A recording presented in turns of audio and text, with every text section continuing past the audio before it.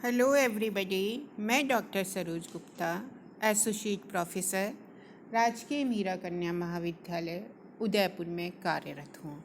आज मैं आपको तृतीय वर्ष कला के प्रश्न पत्र पश्चिमी संसार के टॉपिक फ्रांस की राज्य क्रांति के बारे में शीर्ष चीज़ें बताऊंगी जो कि हमने पिछली वीडियोज़ में नहीं की है। मुख्य रूप से जो आज हमारी चर्चा का विषय है वो है राष्ट्रीय सम्मेलन, सितंबर 1792 से अक्टूबर 1795 तक कि इसके क्या क्या कार्य रहे और उसका परिणाम क्या हुआ। इसके पहले की वीडियोज़ में जैसा कि आपको विदित है, मैं आपको फ्रांस की क्रांति के पूर्व के इतिहास की चर्चा कर चुकी हूँ कि लुई 16वां किस प्रकार से फ्रांस की क्रांति को करवाने में उत्तरदायी था, रानी अंतवानेट का क्या योगदान था और लुई 16वें के वित्त मंत्री टूर्गो, नेकर, कैलोन के ऐसे क्या कार्य थे जिन्होंने कि फ्रांस की क्रांति को करने में एक महत्वपूर्ण भूमिका निभाई। फ्रांस की क्रांति के समय या क्रांति के पूर्व एस्टेट जनरल की मांग उठी थी और फ्रांस में एस्टेट जनरल की स्थापना हुई। तो इसके भी क्या कारण थे, इसने क्या कार्य किए और इसकी क्या इम्पोर्टेंस थी, इस बारे में मैं आपसे विगत के वीडियोज़ में चर्चा कर चुकी हूँ। फ्रांस की क्रांति के कारण, राजनीतिक कारण के बारे में मैंने आपको बतलाया, सामाजिक कारणों के बारे में और पादरी वर्ग, कुलीन वर्ग और तीसरा वर्ग जिसमें मुख्य रूप से मध्यम वर्ग, शिल्पकार और कृषक वर्ग सम्मिलित थे के बारे में मैंने आपसे बड़े ही डिटेल में चर्चा की है। इसके पश्चात मैंने आपको फ्रांस की क्रांति के आर्थिक कारण बतलाए थे कि आर्थिक स्थिति को किस प्रकार से सुधारने का भी प्रयास किया गया, उस बारे में भी मैंने आपसे चर्चा की थी। अमेरिका के स्वतंत्रता संग्राम का फ्रांस की क्रांति को कराने में क्या योग रहा या क्या प्रभाव पड़ा, इस बारे में भी हम विगत के वीडियोज़ में विस्तृत रूप से चर्चा करके आ चुके हैं। इसके पश्चात एस्टेट जनरल का चुनाव हुआ तो उसका क्या परिणाम रहा और मुख्य रूप से इसके पश्चात मैंने आपको मॉन्टेस्क्यू, वोल्टेयर, रूसो, क्वेसेनी, डिडरो, पेरेबेली इत्यादि जो दार्शनिक और विचारक हुए, उनके विचारों ने किस प्रकार से फ्रांस की क्रांति को करने में अपना योगदान दिया, ये मैंने आपको बहुत ही अच्छे तरीके से बतलाया है। फ्रांस की क्रांति की आरंभिक घटनाओं में मैंने आपको बतलाया था स्टेट जनरल का अधिवेशन हुआ, टेनिस कोर्ट की शपथ ली गई, राष्ट्रीय सभा के 3 सदस्यों का अधिवेशन एक साथ होने का निश्चय किया गया और उसके पश्चात सबसे महत्वपूर्ण घटना घटी, वो थी बास्टिल का पतन। क्रांति का प्रसार हुआ और राष्ट्रीय संविधान सभा की स्थापना हुई।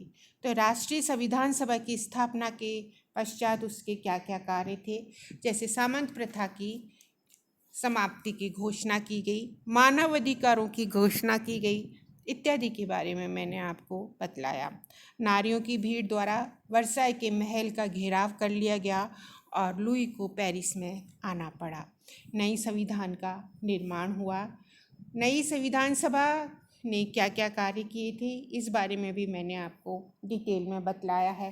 पादरियों के लिए क्या क्या लौकिक विधान थे, आर्थिक सुधार कौन कौन से हुए, इस नई संविधान सभा, राष्ट्रीय संविधान सभा की विदेश नीति क्या थी और राजा द्वारा फ्रांस से भागने का किस प्रकार से असफल प्रयास किया गया और राष्ट्रीय सभा के कार्य का मूल्यांकन अंत में मैंने आपसे किया था। लास्ट वीडियो में मैंने आपको विधानसभा के गठन के बारे में बताया था कि फ्रांस की क्रांति के पश्चात अक्टूबर 1791 से सितंबर 1792 तक फ्रांस में विधानसभा रही और उस विधानसभा का गठन और उसका स्वरूप क्या था, विधानसभा के सम्मुख क्या क्या परेशानियां थीं, इस बारे में मैंने आपको बतलाया है। उसके कार्य क्या थे, फ्रांस और ऑस्ट्रिया में क्यों विरोध हुआ और ऑस्ट्रिया व फ्रांस के विरुद्ध ऑस्ट्रिया और प्रशा के विरुद्ध फ्रांस ने क्यों युद्ध किया, अगस्त 1792 का विद्रोह हुआ और लुई को राजपद से हटा दिया गया, इस बारे में हम विस्तृत रूप से चर्चा करके आ चुके हैं। आज इस वीडियो में मैं आपको राष्ट्रीय सम्मेलन के बारे में बतलाऊंगी कि सितंबर 1792 से अक्टूबर 1795 तक फ्रांस में राष्ट्रीय सम्मेलन का गठन किया गया। सबसे पहले मैं आपको बतलाऊंगी कि राष्ट्रीय सम्मेलन का गठन कैसे किया गया और इसका स्वरूप क्या था। यद्यपि इसका चुनाव वयस्क मताधिकार के आधार पर हुआ, लेकिन फ्रांस में केवल 10% लोग ही इसके लिए वोट दे सके। किसके लिए? राष्ट्रीय सम्मेलन के लिए। नवनिर्वाचित सम्मेलन में जिरोंदिस्ट दल के सदस्यों की संख्या लगभग 200 थी। इनका प्रजातांत्रिक गणतंत्र में विश्वास था। जैकोबिनों की संख्या लगभग 100 थी। यह दल अपनी उग्रता के लिए प्रसिद्ध था। तीसरा दल प्लेन कहलाता था। इसके सदस्यों की संख्या सबसे अधिक थी। इसकी कोई निश्चित कार्यक्रम या नीतियाँ नहीं थी, अतः वे समय व परिस्थिति के अनुसार मत देते थे। अब इस राष्ट्रीय सभा की या राष्ट्रीय सम्मेलन की कठिनाइयाँ कौन कौन सी थी? इतिहासकार हेज के अनुसार शायद इतिहास में किसी भी विधानसभा को प्रथम अधिवेशन में इतनी कठिनाइयों या समस्याओं को सुलझाने का कार्य करना पड़ा जितना और किसी को नहीं करना पड़ा। उनके सामने प्रमुख समस्याएं निम्नलिखित थी।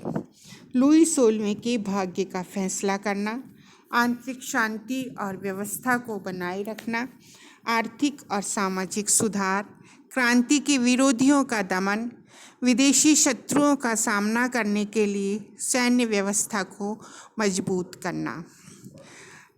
सबसे पहले हम राज्य के भाग्य का क्या निर्णय हुआ इस बारे में चर्चा करेंगे। राजा के या लुई 16वें के भविष्य के बारे में विचार किया गया। लुई को टेम्पल दुर्ग में बंदी बना लिया गया।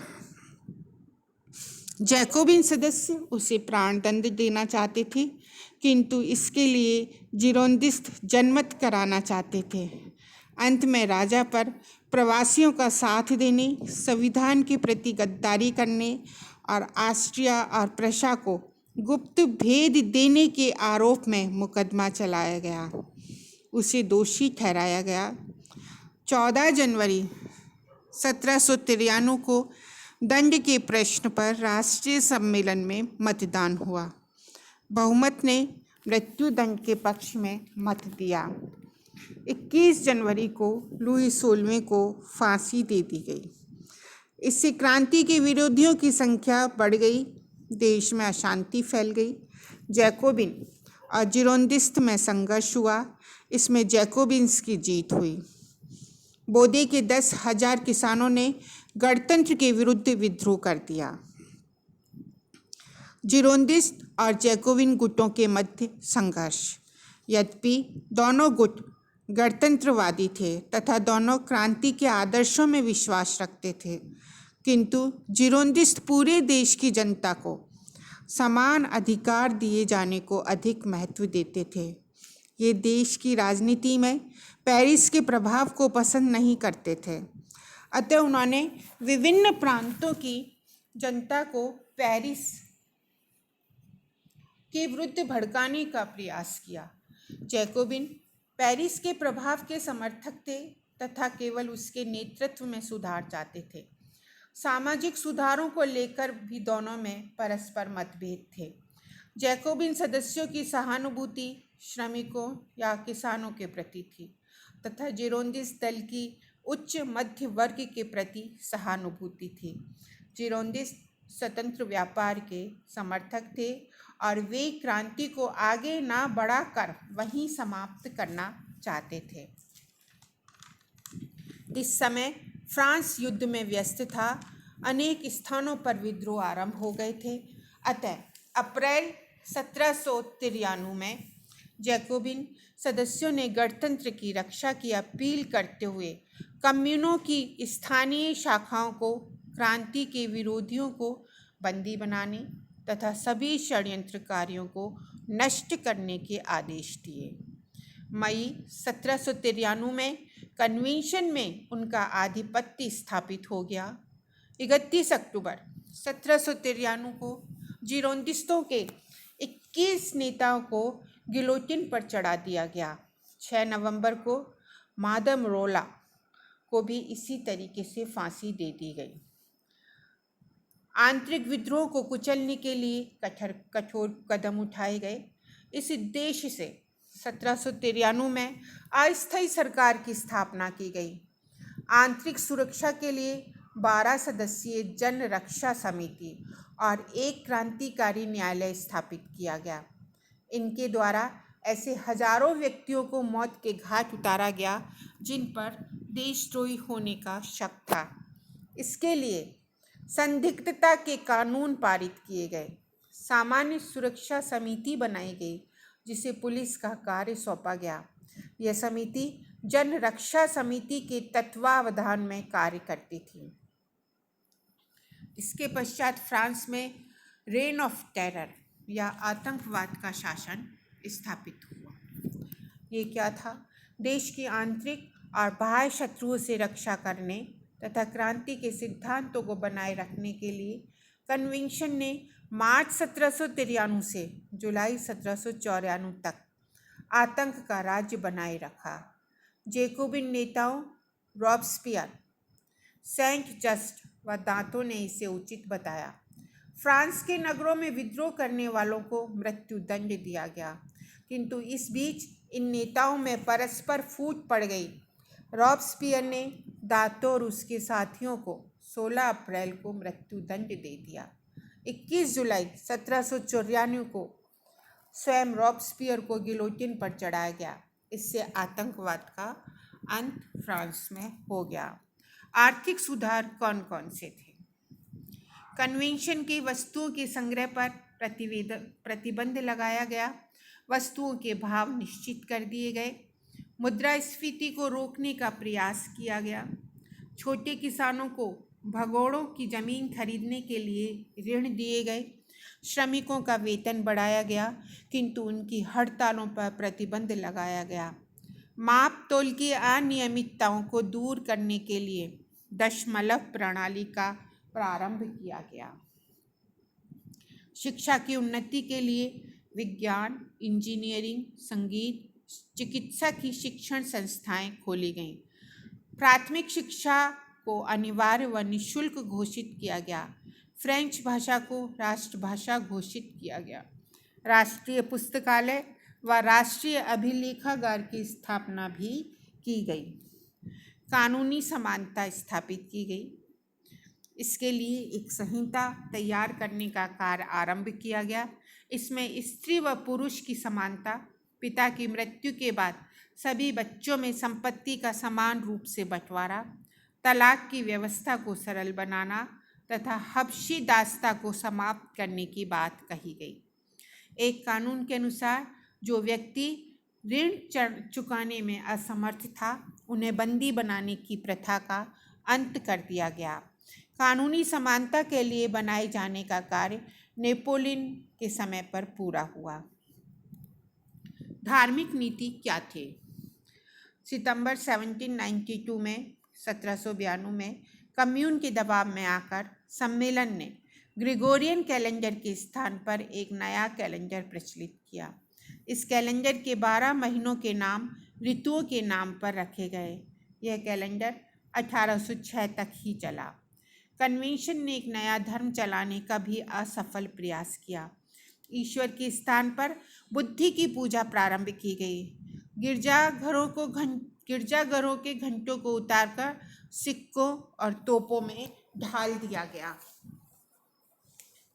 इसके पश्चात नए संविधान का निर्माण हुआ। फ्रांस में आगामी गुटबंदी के कारण इस पर विशेष ध्यान नहीं दिया गया था। आपसी गुटबंदी के कारण इस पर विशेष ध्यान नहीं दिया गया था। 1793 में बनाए गए संविधान में सभी पुरुषों को मताधिकार दिया गया व जनमत संग्रह की व्यवस्था की गई।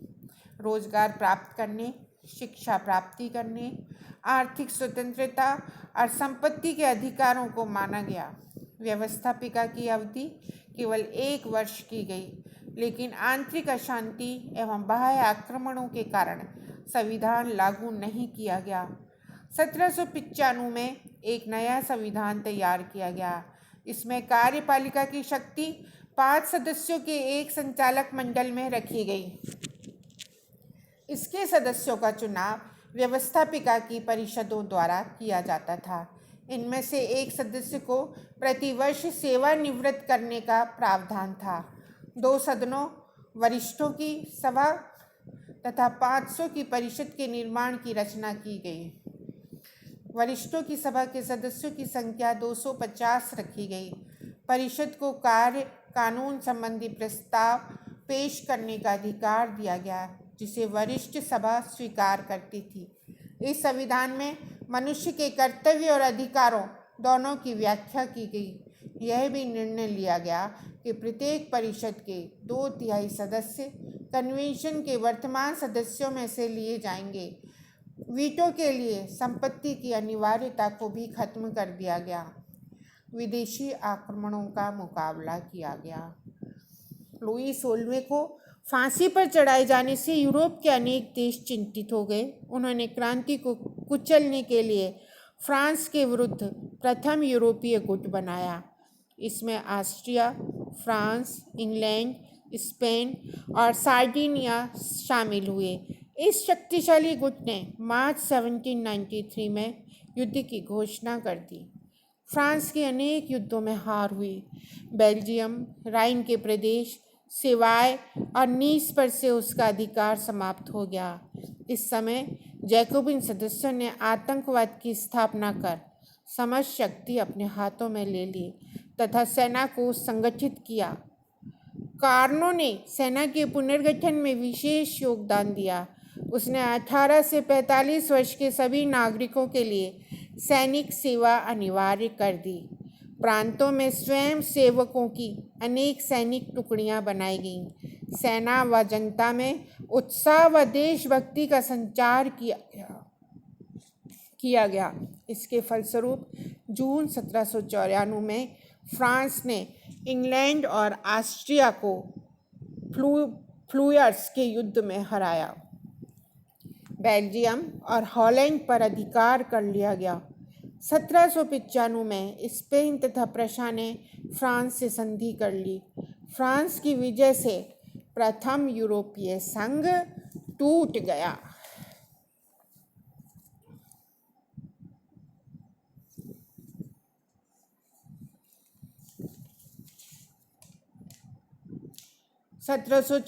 से 1795 में पुनः जिरोंदिस दल के सदस्यों को कन्वेंशन में बुलाया गया। जैकोबिन्स द्वारा बनाए गए कठोर नियमों को समाप्त कर दिया गया। अब इस राष्ट्रीय सम्मेलन की उपलब्धियों का मूल्यांकन। 26 अक्टूबर 1795 को राष्ट्रीय सम्मेलन की सरकार भंग हो गई तथा संचालक मंडल या डायरेक्टरी का शासन आरंभ हुआ। कन्वेंशन ने कठिन समय में शासन की बागडोर संभाली थी। उसके सामने समस्याएं भी गंभीर थी, किंतु उसने फिर भी अनेक महत्वपूर्ण कार्य किए। पुराने सामंती ढांचे को समाप्त किया, कानूनी समानता के नियमों के संग्रह का कार्य आरंभ किया, शिक्षा के क्षेत्र में उन्नति की गई, आर्थिक स्थिति को सुधारने का प्रयत्न किया। इसने विदेशी आक्रमण का सफलतापूर्वक मुकाबला भी किया, किंतु आतंकवाद का राज स्थापित करके अमानवीयता का प्रदर्शन किया।